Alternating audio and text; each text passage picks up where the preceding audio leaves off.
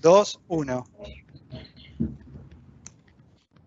Bueno, buenas tardes a todos, bienvenidos a este cuarto episodio de Data Radio, este espacio de conversación que hemos iniciado hace ya casi un mes con distintos colegas y amigos del mundo de Analytics en toda Latinoamérica. En esta ocasión nos vamos a meter por primera vez en este espacio con una industria en particular. Hasta ahora hemos combinado industrias, han hablado gente de la logística como Andriani, gente del e-commerce como Mercado Libre, gente de la analítica aplicada a salud como Marcela de Living Lab, tuvimos personas de medios, pero hoy nos metemos con una industria muy interesante porque de alguna forma combina en términos de historia una particularidad muy específica y es la fintech. ¿Por qué? Y porque la industria, llamémosle de préstamos y de intermediación financiera, tiene más de 2000 años. De hecho, si hay algún historiador acá que nos pueda dar el detalle, yo creo que es de antes del año cero. Pero por otro lado, se cruza con todo el uso de la tecnología como este habilitador, este nuevo paradigma. Entonces, de alguna forma, nos parecía que era una industria súper joven, combinado con una aplicación y una práctica que tiene muchísimos años de historia, entonces nos parecía muy relevante dedicarle un capítulo en particular. Hoy nos van a acompañar desde Colombia Johnny Montoya, que es del equipo de Data Analytics de Nequi. Nequi es un spin-off de Bancolombia, y Mariano Durán, que es director de tecnología de Willow Bank. Así que en primer lugar, y como siempre, vamos a saludar a todos acá en el equipo. Buenas tardes allá por Colombia, ¿cómo andan? Hola Patricio, ¿cómo estás? Muy bien. ¿Qué tal, Johnny? Bienvenido. Vas a tener que subir un poco el tono, o sea, le vas a tener que poner el tono como el espíritu que tiene tu camisa, porque si no, no nos vamos a escuchar. Listo. Rubén, Juanda, buenas tardes por allá. Perdón, estaba muteado. Pasa, ese es el hashtag de cualquier reunión estos días. Muy contento de este espacio, yo creo que era de los más esperados porque pues si hay industrias en donde los datos pueden marcar una diferencia importante, es este tema, es esta de las compañías financieras y más específicamente de las fintech. Entonces yo creo que va a ser bastante constructivo e importante conocer bien las historias de Willow Bank y de Nequi. Entonces muy contento, muchas gracias. Buenas tardes, Rubén, un gusto saludarte. Hola Patricio, Mariano, Johnny, Claudio, todos equipo, a todos los asistentes, nuevamente bienvenidos a un cuarto episodio de Data Radio. Felices a hablar de lo que nos gusta, hablar de datos, hoy con un par de invitados muy especiales de una industria que, como mencionábamos previamente, nos trae muchos desafíos y más en la situación en la que estamos pasando en todo el mundo. Entonces, con todas, los invito a que nos saludemos desde donde nos están acompañando. Atento a todas las preguntas que puedan surgir y que quieren que les retransmitamos a estos dos invitados tan especiales. Acá un sol radiante, Pato, a diferencia del frío que creo que tienen nuestros hermanitos en Argentina, tal cual, pero con todo el ánimo para disfrutar bastante de esta Data Radio. Bueno, bienvenido entonces a todo el equipo y a todos los amigos de Colombia, bienvenido a toda Latinoamérica. Como decimos siempre, recuerden presentarse, saludarse, hacer las preguntas. Este es un espacio de conversación, de escucha. Así que bueno, ahora saludamos a nuestros compañeros acá en Argentina. Buenas tardes, Claudio, ¿cómo va todo? Y nos podés introducir, de hecho, a Mariano en este momento. Mariano, creo que se nos cayó uno, ¿no? No, yo estoy, ¿eh? Ah, perfecto, no te veía. No. Buenas tardes de acá. Todo bien, por suerte, y ansioso de escuchar lo que nos van a contar Johnny y Mariano. Me cuesta mucho decirle Mariano, para mí es Mencho. Pero bueno, voy a tratar de... no sé por qué, pero bueno, debe ser una abreviación de Mariano. Pero bueno, los presento. Mariano es el director de tecnología de Willow Bank y un amigo personal, fuera del trabajo, ¿no? Así que, Mencho, bienvenido y ¿cómo está todo por ahí? Bueno, gracias Claudio. Espero que, así como amigo personal, también me califiques con un arriba de 7 puntos en el fútbol, ¿no? En el juego. Sin duda, sin duda. Pero bien, Bien, bien, todo bien. Agradecer la invitación que nos han hecho para participar y para compartir lo que hemos hecho acá en Argentina, en Willow Bank, en la implementación del primer banco digital. Así que abierto a compartir esa experiencia y que me puedan preguntar, ¿no? Bueno, excelente. Mariano, bienvenido. Claudio, ¿cómo estamos de la gente? Siempre les contamos a todos que nos damos unos 5-10 minutos para lograr que todos los que nos conectemos estemos sincronizados y alineados con un poco los capítulos que vamos a recorrer. El primer capítulo tiene que ver con un poco con el comienzo de cada uno de nuestros invitados y el momento en el que están en la organización. Y si Claudio nos das el ok, como siempre, nuestro querido... Mirá, ya pasamos la barrera de los 100, así que arrancamos y no esperemos más. Bueno, perfecto. Simplemente porque nosotros tenemos más frío y para que nos toque entrar en calor, vamos a arrancar con Mariano. Mariano, bienvenido nuevamente, gracias por estar. Contanos un poco de Willow Bank. Como decíamos antes, de alguna forma estamos en una industria que tiene más de 2000 años, pero por otro lado son una compañía neo, un banco digital, son el primer banco digital en Argentina. Vos venías un poco de un área de práctica de consultoría, entonces eran muchos los desafíos con los que te encontraste, y contanos de alguna forma cómo llevaste esto adelante y cómo estás hoy y sobre todo cuánto de tu pasado hoy cobra valor en estas empresas que de alguna forma son nuevas y por tal requieren muchas cosas a la vez que diseñar, desarrollar y llevar adelante. Totalmente. Mira, ahí cómo fue mi desembarco en Willow Bank. La realidad es que yo estaba haciendo un emprendimiento propio post-Oracle. Me llama el presidente de Willow Bank y me dice, mira, Mariano, estoy con un proyecto interesante, me gustaría tomar un café con vos. Y yo le decía, mira, yo estoy con proyectos personales, no lo conocía a él. Hasta que finalmente me insistió tanto que dije, sí, bueno, cómo no, me junto con vos para tomar un café. Fui a la oficina, me contó del proyecto, la iniciativa de poner el primer banco digital en Argentina y la necesidad de tener un responsable de tecnología dentro del equipo. Claramente, apenas me lo contó, el desafío me atrapó y al poco tiempo arrancamos con el proyecto. Si bien yo venía de estar del otro lado, una compañía de servicio liderando prácticas de consultoría en tecnología, como vos mencionás, Patricio, el cambio fue importante, empezar a tener una visión mucho más amplia que va más allá de la implementación particular de un proyecto con una tecnología determinada. Ahora tener que administrar todo el stack tecnológico, desde el storage, desde el networking, desde sistemas operativos, desde distintos aplicativos para poder conformar el primer banco digital y la relación con los distintos proveedores para hacer la implementación del banco. Nosotros arrancamos ahí en enero del 2017, arrancó la implementación del proyecto. Todavía el Banco Central no nos había dado la licencia bancaria, pero la realidad que el caso de negocio ya estaba presentado y desde el momento que el Banco Central nos dé la licencia teníamos un año para poder implementarlo. Nosotros comenzamos a riesgo. En junio del 2018 recibimos la licencia bancaria del Banco Central, que de vuelta una excelente predisposición de la gestión de Sturzenegger, Lucas Lach, para poder poner un banco digital y agregar competidores a la industria y mejorar el servicio de cara a los clientes. Así que fue muy importante ese apoyo. Y finalmente después terminamos en marzo del 2018 la implementación del proyecto, pero para poder empezar a operar con clientes reales necesitábamos una homologación nuevamente del Banco Central. Vino el Banco Central con 8 inspectores a revisar de punta a punta el banco, todos los procesos, la tecnología, y finalmente el 9 de abril nos dieron la conformidad y salió la comunicación oficial de que Willow Bank estaba en condiciones de operar como banco digital.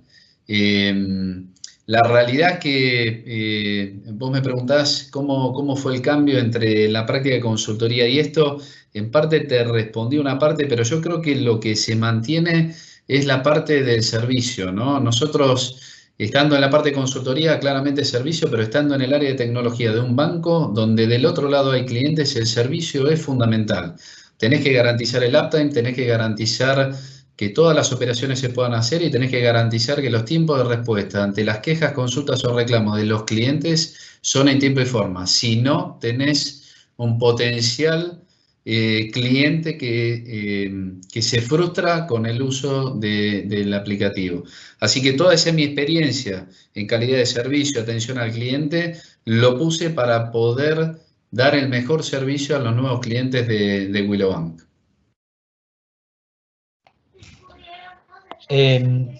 Mariano, cuando ves desde Colombia, me parece interesante como conocer un poquito más del contexto de dónde viene Willow Bank, porque digamos, ahorita que le cedemos la palabra a Johnny, pues esta es una iniciativa de neobanco, pero que viene de alguna forma heredada de un banco tradicional. ¿Cómo es ese comportamiento en el caso de Willow Bank? ¿O ustedes surgieron, digamos, por sí solos, sin tener un apalancamiento de banca tradicional, o vienen de la banca tradicional? Como contanos un poquito de esa historia como para los que no somos de Argentina. Sí, cómo no, muy buena pregunta. Mirá, dentro del presidente de Willow Bank, Guillermo Francos y Juan Carlos Oscoidi, ambos, Guillermo fue presidente del Banco Provincia, un banco muy tradicional acá en Argentina, un banco público, y Juan Oscoidi trabajó toda su carrera profesional, la hizo en el Banco Provincia también. Guillermo hizo un periodo de presidencia, después pasó al Grupo de Corporación América, que es un grupo liderado por Eduardo Urnequian, un empresario muy importante acá en Argentina, y cuando Juan Carlos se jubila, que se jubilan a edades tempranas dentro del banco, también se unió con Guillermo Francos dentro del Grupo de Corporación América, y en ese momento Eduardo, en una de las industrias en donde no había desembarcado, era la industria bancaria. Entonces, en ese momento lo que pensaron fue, bueno, quizás lo más fácil es comprar un banco. Fueron por ese camino, pero finalmente se frustró la posibilidad de hacerlo.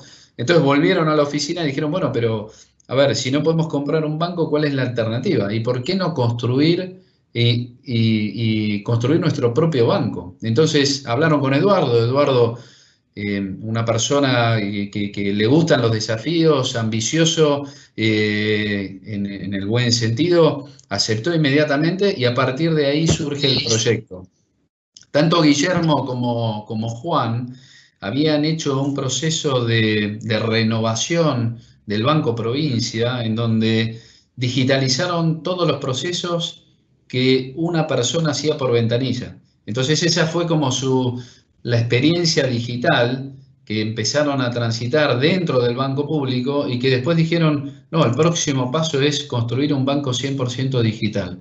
Así que ese es el trasfondo del porqué del banco digital en Argentina. Bien, Mariano, excelente. ¿Vamos con Johnny y Pato o...?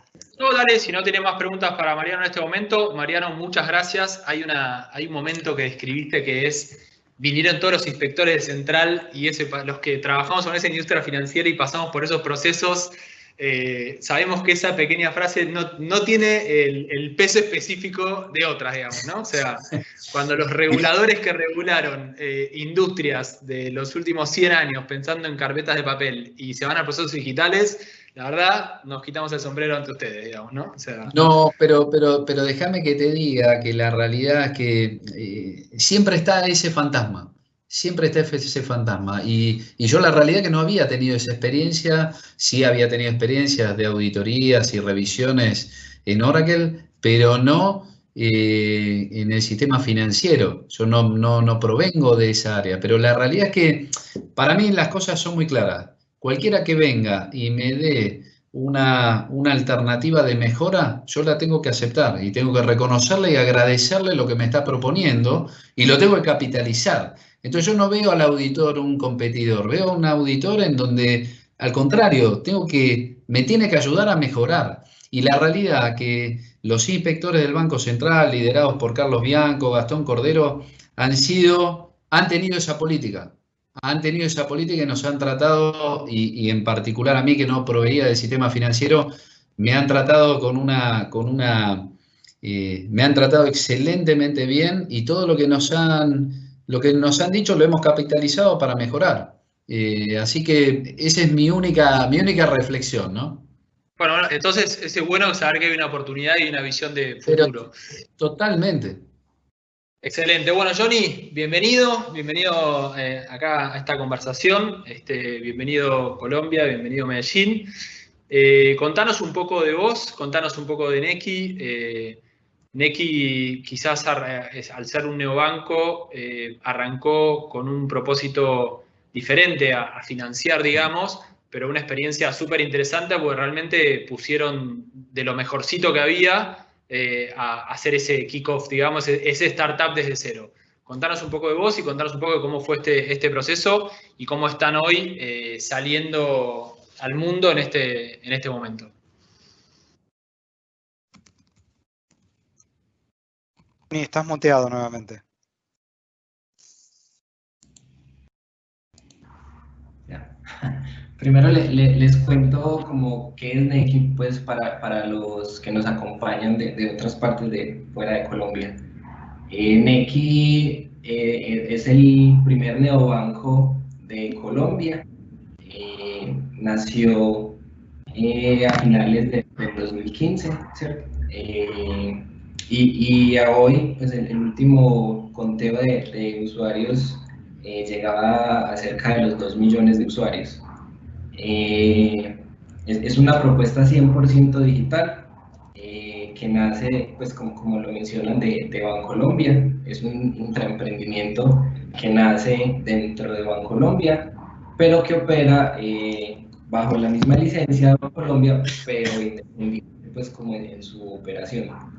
Digamos que ahí en ese equipo de Nequi fue cuando hace más o menos ya 5 años que me llegó el llamado de parte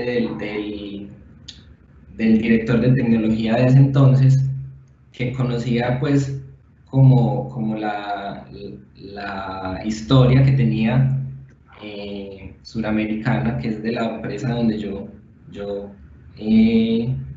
inicié y comencé, ¿cierto? Y no, pues yo creo que más que hayan visto como el potencial que yo posiblemente haya tenido, pues acá Suramericana tuvo mucho que ver y para los que están por fuera, pues en ese momento Suramericana era un referente en temas de analítica y manejo de datos. Solo para decir un dato, yo creo que tenían el data warehouse más grande de Colombia. Entonces, estar en ese equipo yo creo que era muy sexy para cualquier empresa. Quería trabajar con alguien que hubiera podido tener la oportunidad de trabajar en una empresa tan sólida, en un grupo tan consolidado. Pues yo llegué allá y el equipo ya tenía 15 años de madurez, ¿cierto? Entonces era un equipo muy maduro y yo creo que eso era el atractivo, ¿cierto? Entonces me hicieron la propuesta de iniciar todo un ecosistema analítico desde cero. No había prácticamente nada. Y a mí lo que más me interesó, pues para los que nos siguen por fuera, las dos compañías, Bancolombia y Suramericana, son como hermanas, ¿cierto? Están como bajo la misma sombrilla. Entonces, en temas salariales o en prestaciones no implicaba mucho un cambio de una a otra. Lo que yo vi muy atractivo, muy sexy, fue el iniciar de cero toda una construcción de un ecosistema analítico bajo estándares y prácticas modernas. Así les cuento como algo que a mí como que en ese momento me pareció súper raro, pero ahora lo recuerdo y yo digo, yo pues sí, o sea, tomé la decisión en el momento que era. A mí me llegaban para allá en el 2010, 2011, me llegaban correos de tecnología diciéndome que por favor desinstalara Python, que era un lenguaje no homologado. Y hoy yo no creo que nadie conciba un data scientist, un analista de datos sin Python. Entonces, pues eso es algo curioso, pero que demostraba como los dos mundos, uno muy corporativo, muy vertical, muy burocrático, en el que trabajar con Python era ilegal, y otro en donde se podía hacer, el abanico se abría casi que a las posibilidades que el mundo ofrecía. Y eso fue lo que a mí me atrajo. Sí, Johnny, acá Guillermo. Primero y antes que nada, impresionante la camisa. Ya te la elogiaron en el chat, así que muy vos es la camisa. Ahora, buenísimo lo que comentabas respecto a un poco cómo fue el cambio en realidad el desafío, más que el desafío, el cambio cuando te iniciaste en Nequi y cuando iniciaste también toda la práctica de Analytics, ¿no? Ahora, una pregunta respecto a esta situación de momento de pandemia, ¿no? Siento que ustedes son una empresa que son nativamente digital, un poco como el cambio de comportamiento al cual estamos obligados hoy todos, justamente por la cuarentena, por la pandemia y demás, los afecta, sea en los modelos, sea en el comportamiento en general, o en realidad en general si los afecta en algo. ¿Cómo lo estás viendo vos eso? Pues sí, o sea, como cambios y voy a decir, afectaciones son evidentes, pues desde el simple modelo operativo que cambió de ser en Office a pasar a ser desde trabajo desde casa, es un impacto pues grande. Digamos que Nequi es totalmente digital, pero el modelo de trabajo es que todos íbamos a una sede y allá trabajábamos todos pues desde la oficina, ¿cierto? Entonces, aunque todo el modelo era digital, las prácticas laborales todavía no pues se heredaron del banco, ¿cierto? Y yo creo que en eso, aunque han habido avances, pues horarios flexibles, que sí, que uno se pueda conectar desde diferentes sitios, pues el modelo era muy tradicional. Y en el banco, como que la decisión de empezar la cuarentena fue muy temprana, incluso mucho antes de que lo decretara el gobierno. Nosotros salimos pues a trabajar desde casa. Entonces el primer cambio, al menos psicológico, de tener ya un equipo remoto, por decirlo así, y empezar a interactuar con ellos por los canales digitales, se marcó. Yo creo que la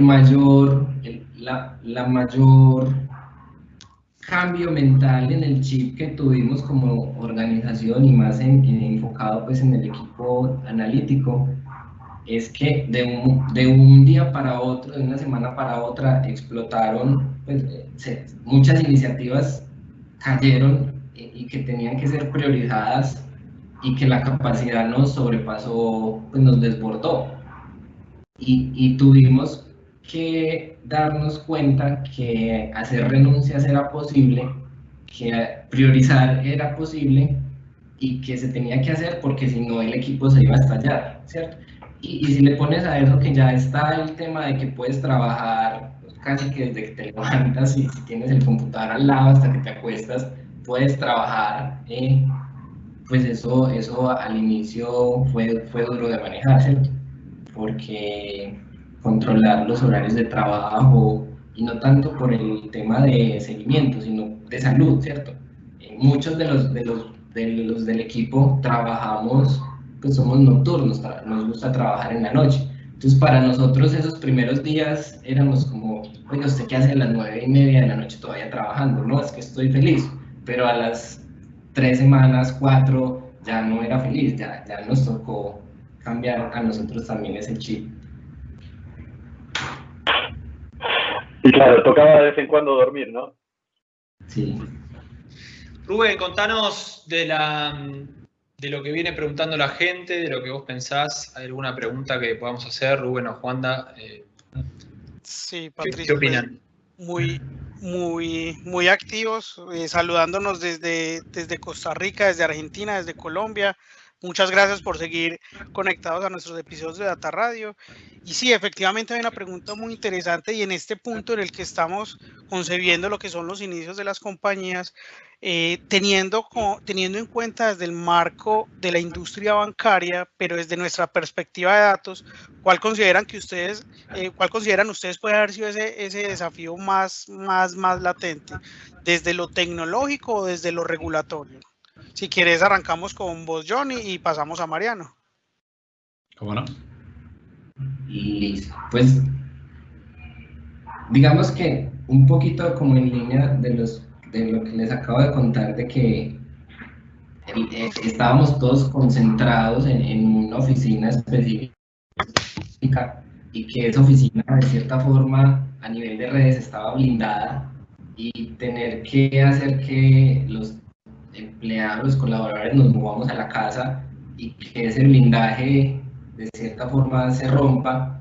Al inicio, muchas de las personas que no tenían la forma, o sea, que nunca previamente hubieran configurado sus equipos para trabajar remotamente. Yo afortunadamente sí tenía pues todos los temas de seguridad, token, no sé qué, podía trabajar desde cualquier punto, pero que de un momento a otro pasáramos de unos poquitos, unos 10, unos 5, a 100, 500, 1000 empleados que necesitaran esa seguridad, desbordó esa capacidad, ¿cierto? Entonces,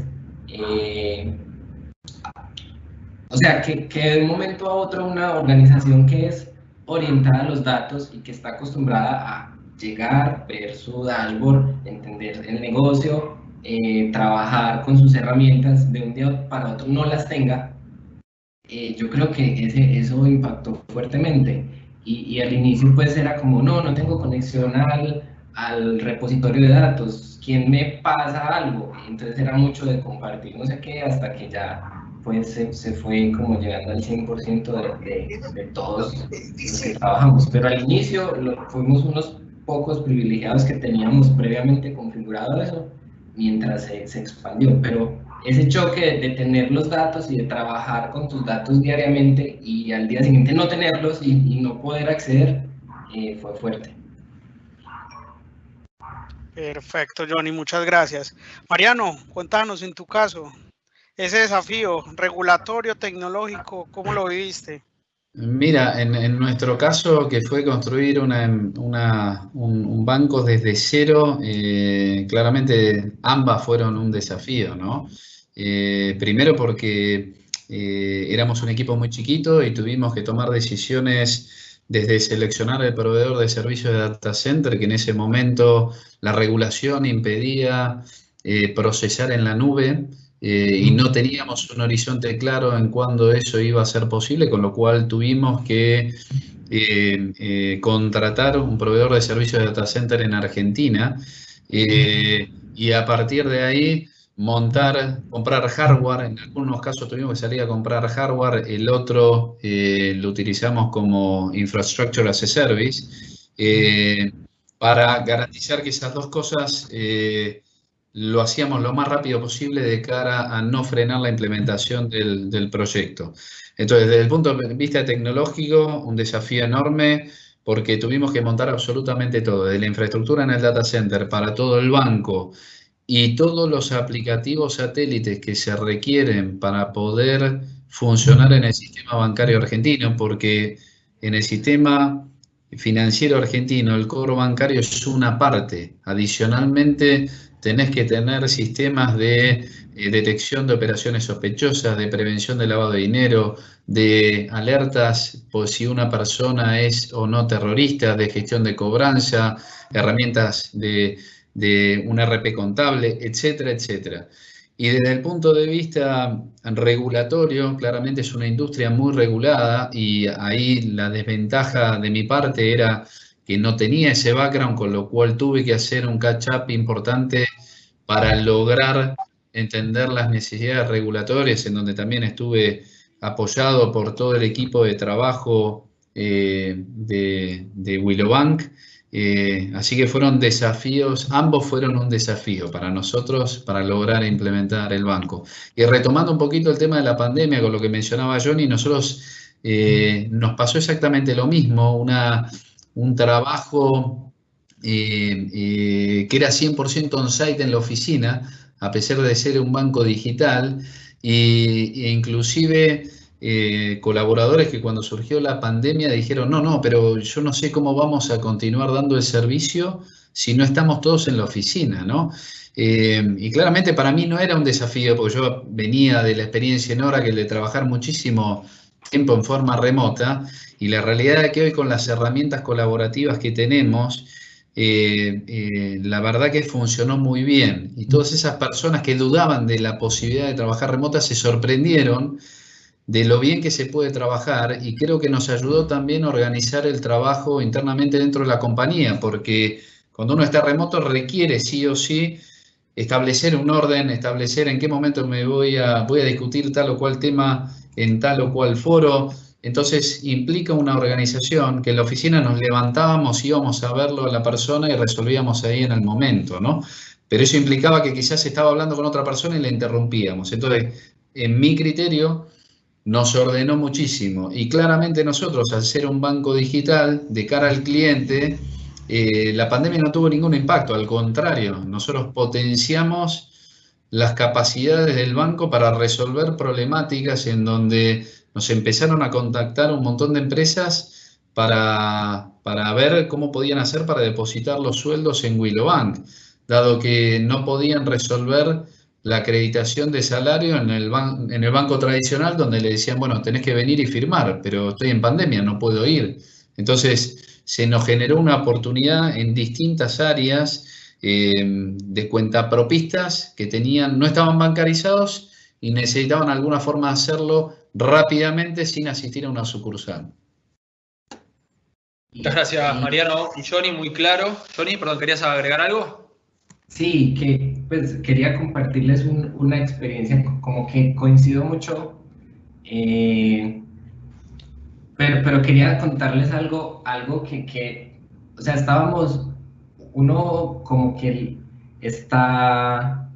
se entiende y es capaz de procesar que cuando los bancos físicos cierran, pues los digitales suben, y eso como que nos lo esperábamos.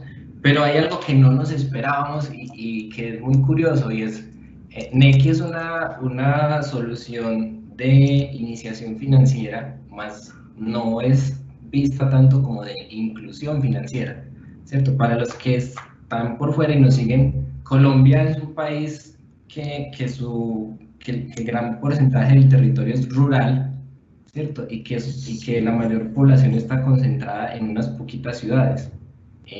Nequi va hacia esas personas que están en esos centros, que tienen un celular de gama media alta, que tienen una conexión a plan de datos o wifi estable. Y cuando ocurre esto, lo que pasa es que aparece esa base de la pirámide poblacional que no es bancarizada, buscando servicios financieros. Entonces, por un lado, no en ningún... O sea, como que ellos no estaban mapeados a términos de datos, o sea, nadie sabía de ellos, no habían datos de ellos, pues porque nunca han abierto un crédito, nunca se han registrado, ¿cierto? Son personas que están en la base de la pirámide, no tenían dispositivos de gama media, o si los tenían era uno de la familia. Y muchas veces en las casas no había wifi, era una casa del barrio o de la cuadra. Entonces, ¿cómo hacer que una solución que está pensada para que cada persona la use desde su celular con su plan de datos, ahora pasa a ser la que usa una familia desde un dispositivo con el internet de la tienda del barrio que le da internet a toda la cuadra? Eso no nos lo esperábamos, y por ahí pues nos tuvimos que mover, y fue interesante pues como lo que aparecía. Súper rica la experiencia, ¿no? Porque yo creo que, y para sintetizar este primer capítulo, la fintech representa la granularidad, la capilaridad, la accesibilidad. Si vos te pones a pensar desde el lado del cliente, vos decís, bueno, hay un celular en la casa y tengo que caminar una cuadra para conseguir el uso de la intermediación financiera o del servicio financiero. Ahora, si igual yo lo comparo con la banca tradicional, capaz esa gente ni se animaba a entrar a un banco, ¿no? Entonces, a pesar de ese pequeño matiz que ahora se está como, llamarle, multiplicando por la condición particular que estamos viviendo todos, por otro lado, lo que ustedes ofrecen es un servicio que da una accesibilidad y una democratización del servicio financiero tremendo, digamos, ¿no? O sea, cualquier celular lo puede tener, digamos, ¿no? Entonces, por otro lado, para mí es parte del futuro todo lo que estamos charlando y esta experiencia que entre los dos nos cuentan. Pero bueno, ahí dejaste ahí algunas cositas picando que seguro que sobre el final, cuando hablemos de sueño y un poco de futuro, vamos a poder hablar. Bueno, vamos a meternos en el segundo capítulo. Segundo capítulo, Mariano, una cosa que es interesante cuando uno escucha hablar de empresas tecnológicas, y es como que te miran con cara de, bueno, resolver la tecnología debe ser algo como fácil, como sencillo, ¿no? Y a nosotros nos gusta referenciar el video ese de Amazon Go, donde Amazon muestra en 1 minuto y medio esa tienda en Estados Unidos, de una persona entra, agarra, llena los productos, sale y nunca paga, ¿no? Y todo era por RFI, etcétera, etcétera. Pero en los primeros 5 segundos del video dice, nos tomó 4 años hacer esto. Entonces, el capítulo 2 tiene que ver un poco con, por un lado, el paradigma tecnológico, que tiene su complejidad, aunque ahora resuelve un montón de cosas, y el equipo que lo lleva adelante, ¿no? Entonces, contanos un poco esos 2 desafíos, cómo lo vivieron desde startup, que no quiero ni pensar, y por otro lado, cómo lo están manejando hoy en un mercado que la tecnología está en la ola, y no solo está el hecho de cómo hacerlo, sino mantener el equipo que lo lleva por delante, digamos, ¿no?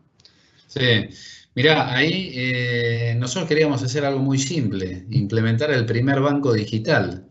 Y todo el mundo es muy simple, son primer banco digital, 3 palabras nada más. Y la realidad que es así, es tan simple, pero tan complejo también. Y la realidad es que nos encontramos con primero temas regulatorios que tenés que cumplir para abrir el banco, en donde claramente la última experiencia había sido más de 15 años atrás, entonces claramente nadie sabía, hubo que romper un montón de barreras para lograr que nuestro banco se pueda abrir desde el punto de vista regulatorio. Desde el punto de vista tecnológico, nosotros adquirimos un core bancario en una modalidad de adopción de software a Indra España, que lo tenía implementado en un banco ahí en España, con lo cual lo trajeron acá a Argentina.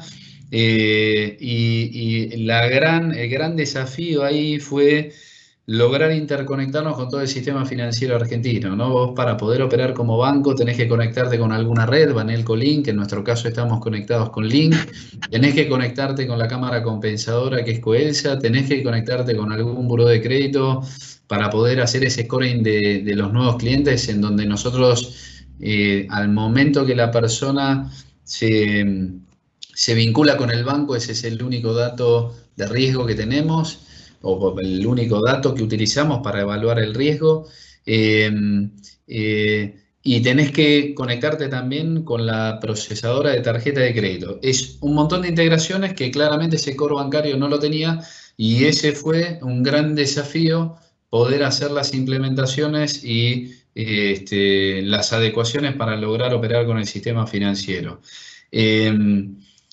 Y después, por el otro lado, a nivel solución, nosotros lo que ofrecemos es en un proceso de un digital onboarding, en donde nunca antes una persona, para convertirse en cliente, lo único que necesitaba era el documento de identidad y un celular, y esté donde esté, transformarse de persona en cliente de un banco.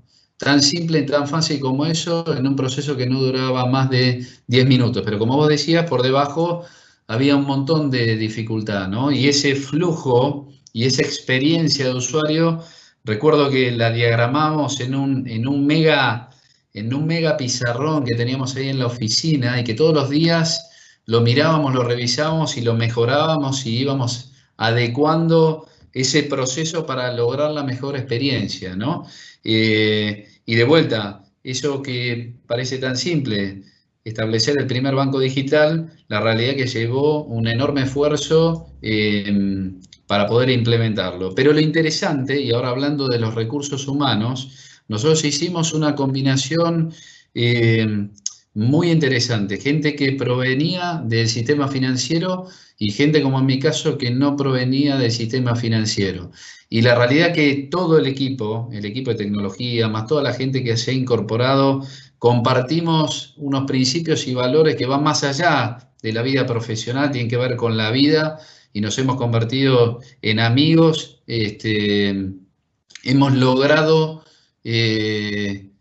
hacer uso y compartir esas experiencias en pos de implementar el banco digital. Así que ha sido muy interesante haber compartido ese mix de experiencias que permitían a los que no veníamos del sistema financiero cuestionar absolutamente todo. ¿Por qué esto es así? ¿Por qué esto es así? ¿Por qué esto es así?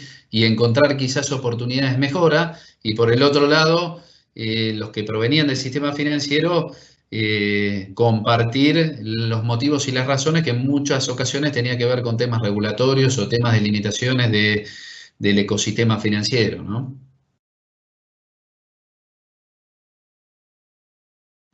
Hola, ¿me escuchan? Sí, sí. Sí. Muy interesante.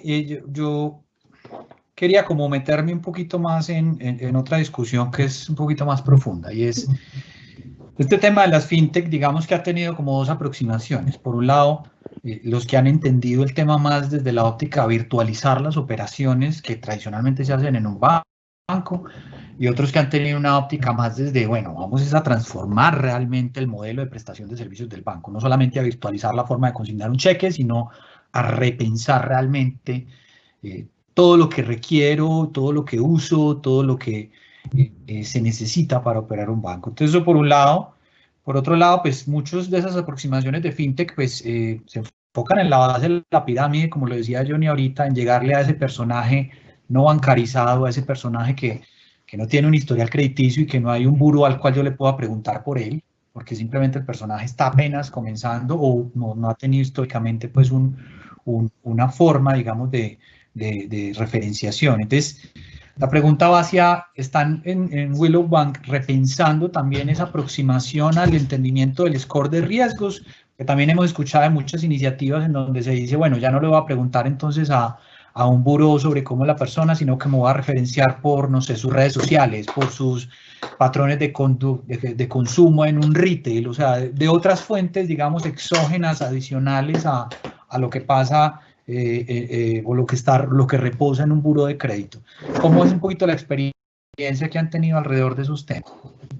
Sí, mira, ahí primero respecto a los procesos, nosotros hacer un banco digital, claramente en todo el comité ejecutivo, la idea era simplificar los procesos, no pongamos puntos de fricción en la experiencia de usuario con cosas que no se den sentido. Y la realidad que yo como usuario de servicios de sistemas financieros en el pasado, siempre te encontrás ante un problema como que nadie conoce la película de punta a punta, nadie conoce el proceso en su totalidad, y al no conocer el proceso en su totalidad es muy difícil hacer mejoras, porque cada uno está centrado en un pedacito. Entonces, nosotros tuvimos la oportunidad y sobre todo con la apertura de Guillermo Franco, de Juan Carlos Oscoy, de compartir y sentarnos en una mesa para discutir todos los procesos, todos los problemas, todos los desafíos. Tuvimos la oportunidad de aprender mucho y siempre poner el foco en resolver esa problemática de la gente.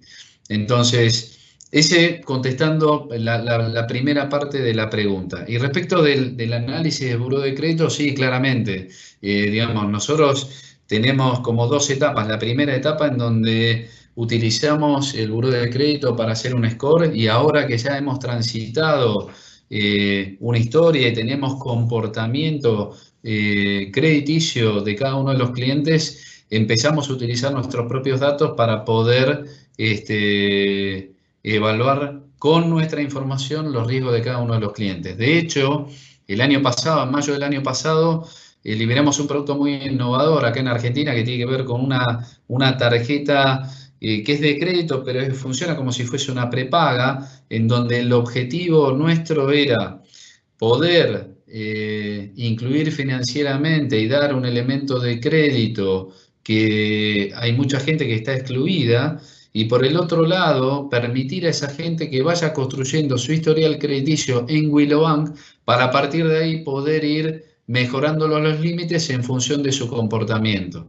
Entonces, siempre la estrategia de Willow Bank fue la inclusión financiera, brindar oportunidades a esa gente y ese público que no está bancarizado y permitirle a esa gente que va a la banca tradicional y que le dicen no, no y no, darle la oportunidad de construir su historial crediticio.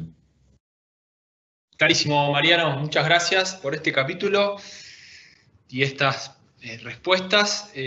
Johnny, bueno, contanos un poco vos de esta parte, como solamente te recuerdo, entender un poco el paradigma de la experiencia, vincularlo con la tecnología y vincularlo con las personas, ¿no? que son parte del hacer. Contanos cómo vivieron esa experiencia también con el mismo from scratch, digamos, salieron de cero y se pusieron a hacer algo y bueno, como hace un rato me gustaba la analogía que hacías vos, o sea, bueno, en el 2010 estaba prohibido Python, pero bueno, también cuando toca la responsabilidad de decir yo voy a hacer que todo mi analytics vaya sobre Python, bueno, es una decisión que ya implica un riesgo de otro tipo, digamos, ¿no? O sea, no es lo mismo la parte exploratoria que ya la parte operativa, pero bueno, contanos un poco, por un lado la parte de los desafíos tecnológicos y de experiencia de cliente, y por otro lado, lo que implica hoy trabajar con equipos y con personas que tienen que hacer analytics, entendiendo que esta es una práctica relativamente joven y encima en una industria totalmente joven, ¿no? Sí, listo. Pues como poniendo ahí como la conversación con Mariano y conectándonos, Nequi yo creo que tiene una particularidad, es que ya nace dentro de un banco, ¿cierto? Claro. Es Bancolombia quien tiene una iniciativa dentro de su centro de innovación, ¿cierto? Y lo que se pretende en el inicio como experiencia es cambiar la forma en la que las personas se relacionan con el dinero y un poquito cambiar la imagen negativa de la banca tradicional. Entonces nace Nequi como esa propuesta de que las personas se relacionen de otra forma con el dinero, y sobre todo algo muy particular es el imaginario que hay en las personas de que los servicios financieros tienen costo. Nequi ofrece servicios financieros sin costo, ¿cierto? Que al inicio, pues con la tradición histórica de Colombia, de las pirámides, de MG, todo eso, pues había mucha incertidumbre de cómo funciona una entidad financiera sin cobros. Eso fue como romper un paradigma de cierta forma, ¿cierto? Muchas de las preguntas que nos hacían es, ¿ustedes cómo hacen para vivir? Creían en un inicio, incluso recuerdo algunas entrevistas en radio donde el locutor de radio decía, no, es que se quieren quedar con tus datos y luego te la van a cobrar, pues, y la verdad no es esa, la verdad es que partimos de cambiar la experiencia, o sea, de analizar de punta a punta, como decía Mariano, cómo funciona un servicio financiero y rediseñarlo con tecnología moderna. Y eso hace que pueda ser a unos menores costos, más eficientes, y que uno pueda salir y ofrecer un pool de servicios sin costo para los usuarios. Entonces, como la concepción de Nequi es esa, cambiar la forma en que las personas usan su dinero, ¿cierto? Y la propuesta detrás es que se relacionen, y sobre todo hay algo, pues, no sé, acá de pronto, Patricio, te vas a reír, cuando uno vive en una ciudad donde cada 2 cuadras hay una valla que dice innovación, eso es un reto muy grande, y más aún cuando en el patio de la casa de uno hay un unicornio ahí una presión muy grande de cómo hacer un producto innovador, ¿cierto? Y entonces es como, bueno, no nos vemos como el próximo unicornio, sino que queremos como otro modelo en el que de cierta forma estamos pensando es en la sostenibilidad, y el banco cuando pensó en Nequi, lo que estaba pensando era en su sostenibilidad hacia el futuro, ¿cierto? O sea, ellos ven a Nequi como la evolución en mucho tiempo de los servicios financieros, y está apostando es por eso. Entonces no es como algo que se quiera inflar y valorar muy alto, sino algo que de verdad le aporte valor a la sociedad. Y ya pues como conectándolo con el equipo, Nequi ha ido creciendo. O sea, el equipo base de Nequi empezó muy pequeño, de 5 personas, 10, 20, ¿cierto? Y fue creciendo, y casi que cada persona que llegaba como a hacer un rol muy concreto, una tarea muy concreta, y yo creo que eso permitió como se fue creciendo la tecnología a medida que se crecía el equipo y que se hacía todo prácticamente desde cero, que se aplicaran metodologías y buenas prácticas como pues, de la industria moderna. Y cada persona que entraba a ese equipo es porque de cierta forma tenía una curiosidad o sea, conocía muy bien el bagaje y tenía la experiencia de cómo funcionaban los últimos 10 años en el área en la que específicamente iba a aportar, pero tenía una visión de futuro y una curiosidad por hacer las cosas diferentes. Y yo creo que por eso todos los que estamos en el equipo de Nequi estamos ahí, y es por tener un bagaje en el pasado, pero la visión hacia el futuro y pensando en cómo hacer todo de otra forma. Buenísimo, Johnny. Primero, una pregunta, a ver si tiene unos minutos adicionales, pues estamos a 10 minutos de las 6 acá, a las 4 allá, pero creo que la verdad que están buenísimas las preguntas, están buenísimas las preguntas que está haciendo la gente en el chat, están excelentes las respuestas, y está excelente cómo se van alineando, coordinando un poco entre las respuestas de ustedes dos. ¿Ustedes tienen unos minutos más, así podemos extenderlo? Sí, claro. Genial. Entonces aprovecho, Johnny, y conociéndote y conociendo un poco la implementación que armaste en Nequi desde cero, que armaron en realidad con todo el equipo, contanos, si podés, un poco cómo es el stack tecnológico. Nosotros siempre creemos que, y lo hemos hablado varias veces, ¿no?, donde las herramientas son simplemente herramientas, pero arrancar un área de analytics desde cero en una empresa nativamente digital implica un montón de retos y también un montón de oportunidades, ¿no?, donde habiendo tanta heterogeneidad y disponibilidad de herramientas, elegir el stack correcto, bueno, supongo que tiene un montón de bemoles. Entonces, si podés, ¿nos podés adelantar o contar un poco cómo es el stack que estaban usando hoy? Sí, claro. Pues básicamente, yo diría una gran parte, más del 80% del stack de Nequi son herramientas open source, que pueden o no estar pues como proveídas por pues, tener soporte profesional, pero en el fondo son herramientas open source, ¿cierto? Estamos montados sobre la nube de AWS. Entonces, para nosotros siempre la primera opción es mirar si ya hay un servicio de Amazon que haga lo que necesitamos, ¿cierto? Esa siempre va a ser como la primera. Y la segunda es ver cuánto cuesta. Y por lo general descarta a la primera.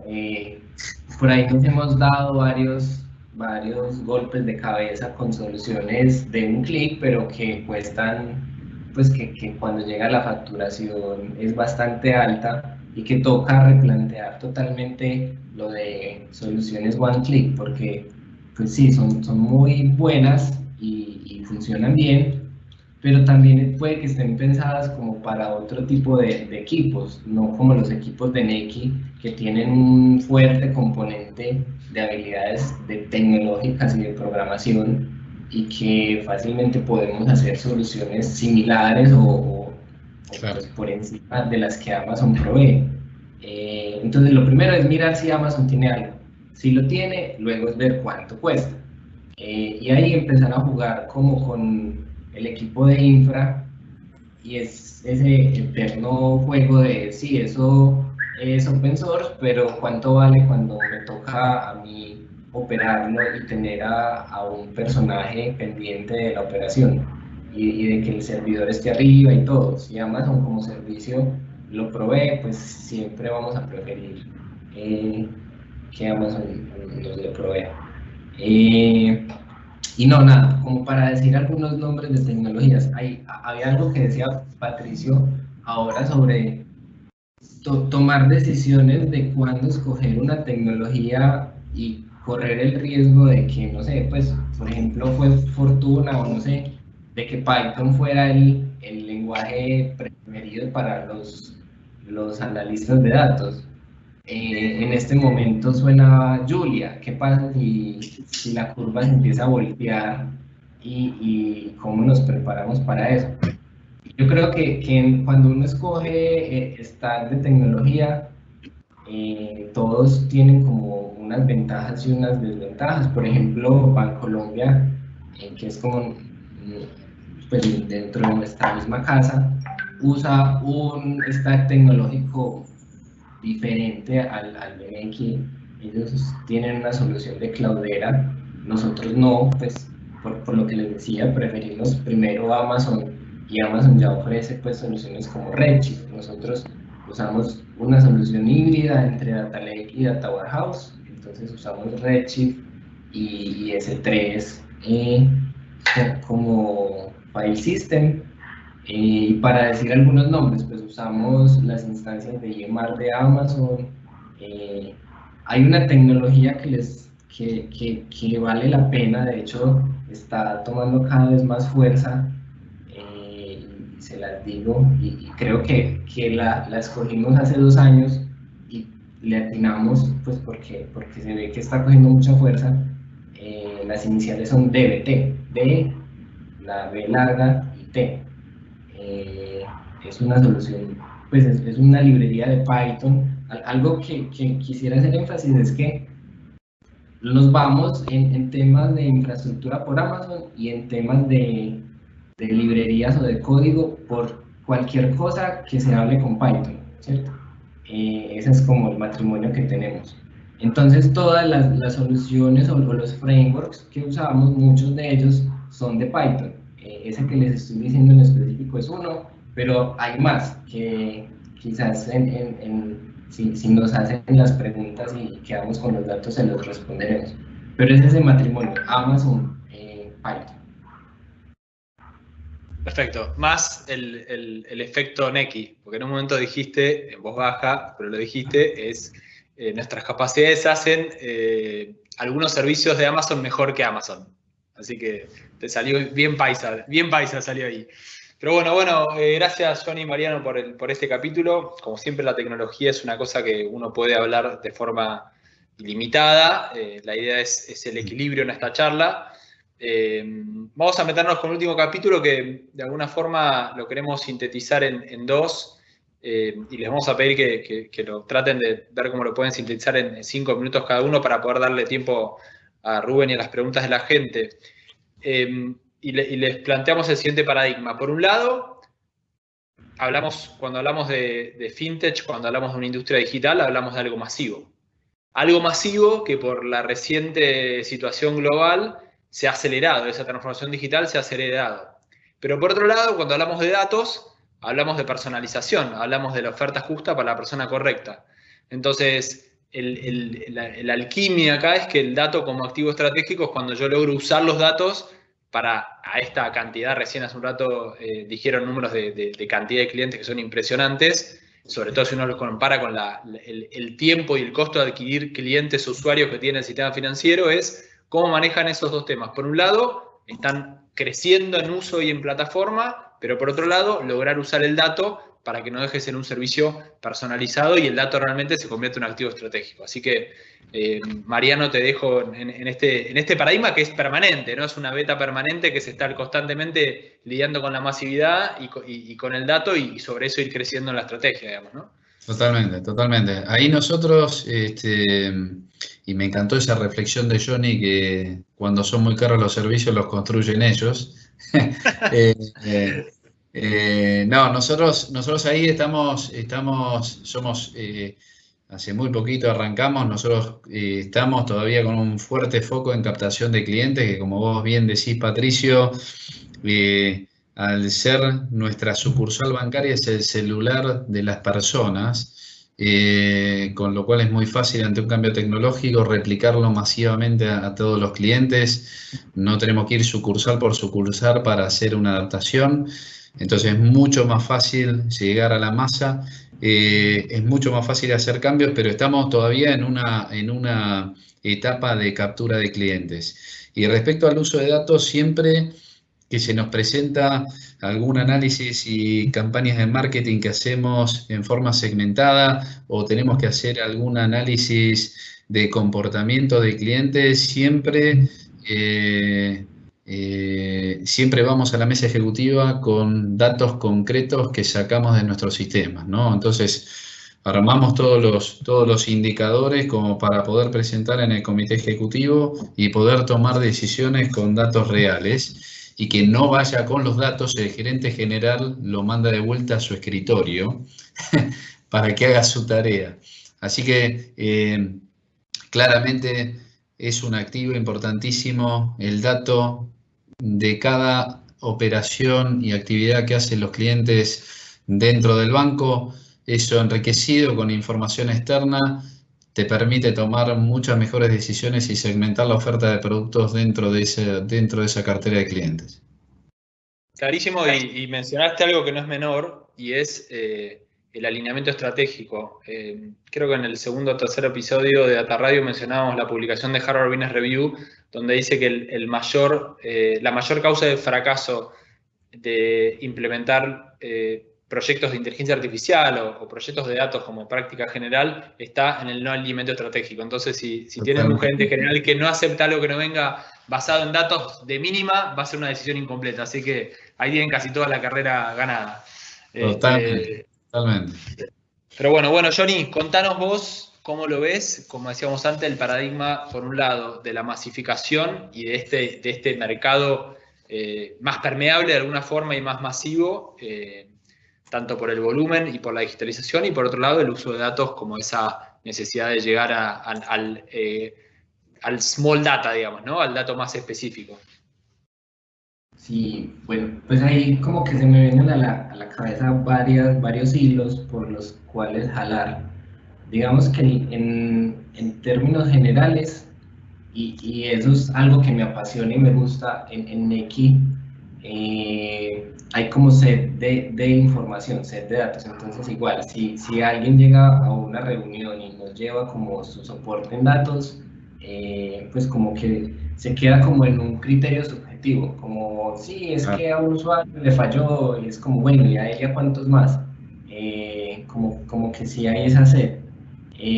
Pero algo que, o sea, desde el primer día que yo llegué y puse un pie y empecé a tirar la primera línea de código, ya se veía como hacia qué queríamos llegar, ¿cierto? Y en Nequi es muy, o sea, todos los servicios están diseñados para que se pueda llevar esa trazabilidad de lo que dicen del small data y ser capaces de reproducir cuál fue toda la secuencia de pasos que un usuario hizo en un flujo, por ejemplo, para pedir un crédito. Incluso, de hecho, hay un papel que yo juego sin ser tan oficial, pero por ser la persona más alfabetizada en datos, por decirlo así, o la persona más responsablemente en datos, hay un papel que también es proteger a los usuarios de los datos que no son necesarios que tengamos, ¿cierto? Porque como estamos en el celular, pues cuando tienes acceso al celular, tienes acceso a un montón de información y hay unos datos que en realidad no se necesitan tener de los usuarios. Entonces es como, venga, vamos a diseñar un producto, en ese producto tenemos acceso a algunos datos del celular, esos datos van a ir cifrados, no, esos datos por el servicio que estamos ofreciendo no se necesitan para la funcionalidad que vamos a ofrecer. Entonces también es un poquito de veeduría, y así como los diseñadores se ponen del papel del usuario para hacer la experiencia, pues nosotros como analíticos de datos nos ponemos en el papel del usuario para proteger su privacidad y que todos estemos tranquilos, pues además de que por temas de leyes y seguridad, pues probablemente tendremos un paso ganado cuando vengan a auditarnos, pero si ponemos al usuario en el centro y en eso de que siempre hay que diseñar con base en él, pues nosotros también tenemos nuestra responsabilidad, y es hacer que los datos que se usen de él sean los necesarios para la función que se le está ofreciendo, ¿cierto? Y bueno, esos es como los dos hilos, y ya de manera global pues empiezas a agregar esos datos y logras. Nosotros decimos que en Nequi los datos son la voz del usuario, y nosotros somos quienes interpretamos esa voz para decírselos a los diseñadores, a los gerentes, a los que toman decisiones. Nosotros somos como los que tenemos el poder de entender esa voz y de decirles qué es lo que está pasando. Esa es como mi reflexión. Son como los periodistas. Sí. Pero sí tiene un sesgo, digamos, ¿no? A propósito del pasado Data Radio. Totalmente. Este es un espacio de escucha uno a uno, no, por las dudas no. Cada uno dice lo que siente acá, no hay bajada editorial. Rubén, hablando de la gente, contanos qué preguntas y cómo, por dónde querés sintetizar una pregunta más para nuestros invitados. Claro que sí, Pato. De hecho, excelente la palabra de sintetizar, porque tenemos muchas preguntas, unas que se van muy desde lo técnico, otras que se van más desde lo que es la concepción de FinTech. Pero yo creo que hay una que es muy interesante que quería plantearles, y es tanto para Nequi como Willow Bank. ¿Han pensado o han escuchado en las compañías empezar a internacionalizar estas aplicaciones? O sea, en que tanto para inversión o para intercambio de dinero o traslado de dinero se puede hacer entre países. Desde el punto de vista de Willow Bank, yo ya suficiente trabajo tengo con operar en Argentina. Dale, queda, Mariano. No, pero a ver, ahora hablando en serio, claramente es parte de la estrategia. Hoy todavía no hemos dado ese paso en términos de que la marca avance en Latinoamérica. Ahora, respecto de la interoperabilidad entre Willow Bank y distintas compañías o bancos en Latinoamérica o en el mundo, todavía no hemos avanzado. Estamos explorando distintos partners con distintas soluciones que sean competidoras del tradicional SWIFT, que es el mecanismo por el cual puedes hacer una transferencia internacional, que existe, pero que la trazabilidad es escasa, que tiene su demora. Entonces estamos viendo soluciones alternativas que permitan una mejor experiencia de usuario. Está en el roadmap, pero todavía estamos en etapa de evaluación. Bueno, por suerte, Johnny, sea cual sea tu respuesta, ahora están en las puntas, así que para que se encuentren todavía falta. Ahora en el mundo digital igual estamos a un pin de diferencia, ¿no? Totalmente. Sí, pueden hablar entre ustedes y hacer ya una alianza. Claro. Eso, ¿quién quita que hoy salga la transferencia de Willow, Nequi a cero costo? Data Radio.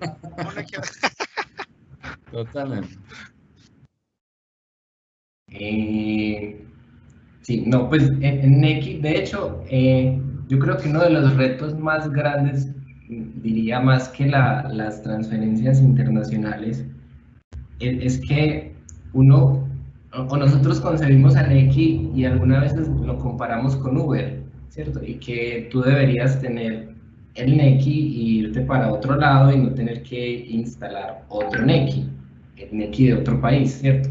que es un reto muy grande, pues porque en cada país hay un tema de licencia bancaria que hay que cumplir y bueno, pero ese es como en el ideal, eso es lo que nos gustaría, ¿cierto? Como más que esa interoperabilidad entre regiones y transferencias, es que no haya que cambiar la experiencia de usuario cuando uno pasa de Nequi de un país a Nequi en otro país.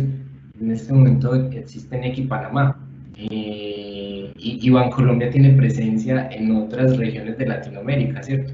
Entonces no es de extrañar que algún día en otro país donde haya presencia de Bancolombia haya Nequi, ¿cierto?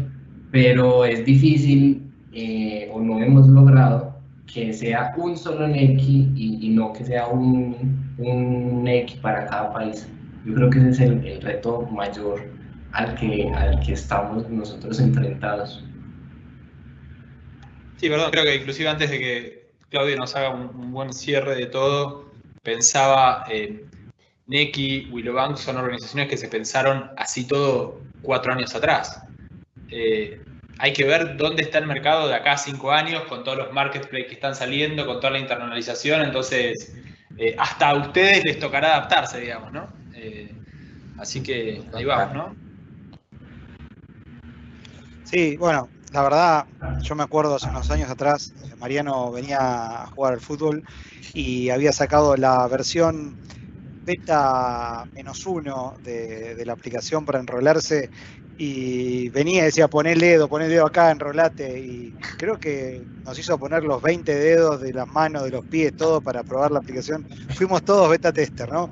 Fue muy divertido, era una versión preliminar y la verdad, haciendo una analogía en el caso particular con él, es un juego de toda la cancha, ¿no? O sea, andaba probando la aplicación, andaba probando el core, andaba decidiendo tecnología, andaba peleándose con los auditores, ¿Es el Mascherano de la fintech? ¿Es el Mascherano más o de la menos, fintech? sí. No tan patadura. No tan patadura.